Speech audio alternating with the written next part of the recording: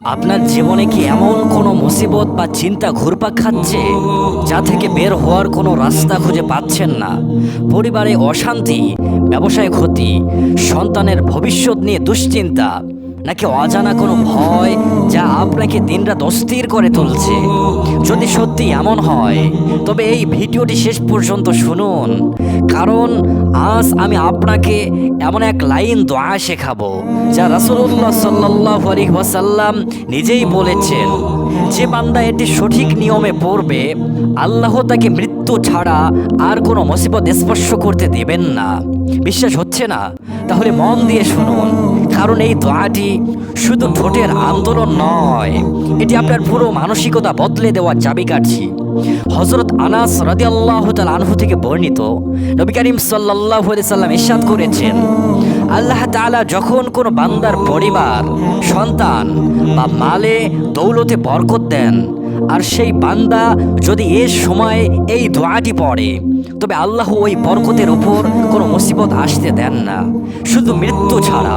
দোয়াটি হলো মাশা আল্লাহু লা কুওয়াতা ইল্লা বিল্লাহ।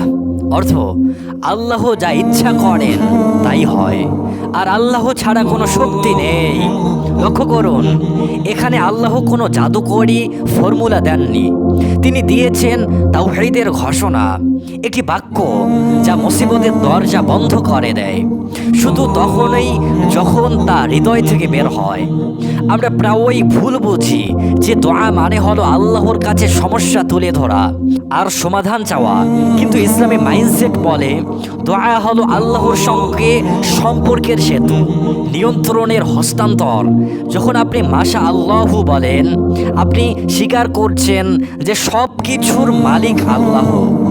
আর যখন আপনি লা কুওয়াতা ইল্লা বিল্লাহ বলেন, আপনি নিজের অহংকার, ভয়, অতিরিক্ত পরিকল্পনা আর আমি না পারলে কি হবে এই চিন্তাকে আল্লাহর হাতে সমর্পণ করছেন। আমাদের মুসিবতগুলো প্রায়ই আসে কারণ আমরা ভুলে যাই যে চূড়ান্ত নিয়ন্ত্রণ আমাদের হাতে নয়। আমরা রিজিক, স্বাস্থ্য, সন্তান বা ভবিষ্যৎ নিয়ে এতটাই ব্যস্ত হয়ে যাই যে নিজেদেরকেই মনে করি সৃষ্টিকর্তা। এই দোয়াটি সেই অহংকার ভাঙ্গে। এটি আপনাকে শেখায়, আমি চেষ্টা করব কিন্তু ফায়সালা তার, আমি পরিকল্পনা করব কিন্তু রক্ষাকর্তা তিনি। এই মানসিক পরিবর্তনের প্রকৃত হেফাজত। কিভাবে এই দোয়াটি আপনার দৈনন্দিন জীবনের অংশ করবেন? প্রথমত, যখন এই জীবনে কোনো সুখ, সাফল্য বা বরকত আসবে, হোক তা চাকরি, ব্যবসায় লাভ, সন্তানের ভালো রেজাল্ট বা পরিবারের শান্তি, তখন এই দোয়াটি পড়ুন। কিন্তু শুধু পড়বেন না, হৃদয় দিয়ে অনুভব করুন যে এটি আল্লাহর দান, আপনার যোগ্যতা নয়। দ্বিতীয়ত, মুসিবতের সময়ও এটি পড়ুন, কারণ মুসিবত আল্লাহর ইচ্ছা, আর তার ইচ্ছার বাহিরে কিছুই ঘটে না। তৃতীয়ত, এটি দিনে অন্তত 3 বার, বিশেষ করে ফজর ও মাগরিবের পর, বা যখন এই বুকে চাপ বা ভয় অনুভব করবেন তখন পড়ুন। কিন্তু সতর্ক থাকুন, এটি যেন কোনো যান্ত্রিক মন্ত্র না হয়ে যায়। দোয়ার কবুলিয়ত নির্ভর করে ইখলাস, তাকওয়া, হারাম থেকে দূরে থাকা এবং সঠিক আমলের উপর।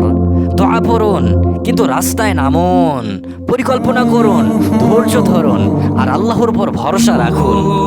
আজকের মনোবিজ্ঞান বলে কৃতজ্ঞতা ও আত্মসমর্পণ মানসিক স্বাস্থ্যের মূল চাবিকাঠি। ইসলাম 1400 বছর আগেই তা শিখিয়েছেন। মাশা আল্লাহু হলো কৃতজ্ঞতা, লা কুওয়াতা ইল্লা বিল্লাহ হলো আত্মসমর্পণ। যখন আপনি এটি বিশ্বাসের সাথে পড়েন, আপনার মস্তিষ্ক থেকে কি হবে যদি, কিভাবে টিকবো, কে আমাকে বাঁচাবে, এই বিষাক্ত চক্র ভেঙ্গে যায়। স্থান নেয় হাসবুনাল্লাহু ওয়া নি'মাল ওয়াকিল। এই গভীর শান্তি, আপনি আর নিয়ন্ত্রণের চাপে ভাঙবেন না, বরং তাওয়াক্কুলের ডানা মেলে সামনে এগিয়ে যাবেন। প্রিয় দর্শক, আজ থেকে এই এক লাইনের দোয়াটিকে আপনার জীবনের ঢাল বানিয়ে নিন। প্রতিটি সুযোগে, প্রতিটি চ্যালেঞ্জে, প্রতিটি নিঃশ্বাসে মাশা আল্লাহু লা কুওয়াতা ইল্লা বিল্লাহ বলুন।